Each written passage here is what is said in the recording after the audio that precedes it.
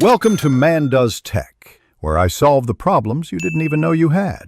In this video, I will explain how to connect your Wahoo Cadence sensor. First, ensure your sensor has a fresh battery and is correctly mounted on your bike's crank arm or shoe.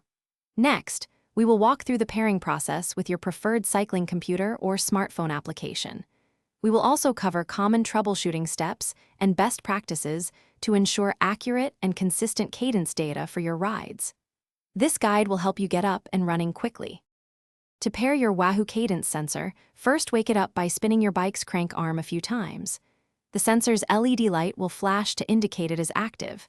Then, open your Wahoo Fitness app, Garmin Connect, or other compatible cycling computer sensor settings. Look for the option to Add Sensor or Pair Device.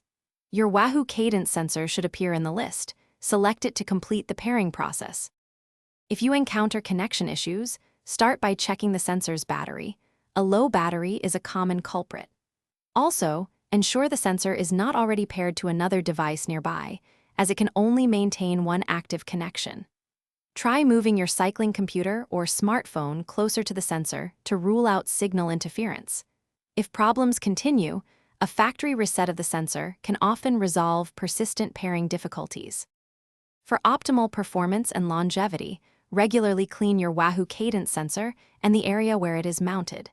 This prevents dirt and debris from interfering with its operation. Store your bicycle in a cool, dry environment to protect the sensor from extreme temperatures and moisture. Consider replacing the CR2032 coin cell battery once a year, even if it still shows power, to ensure consistent data.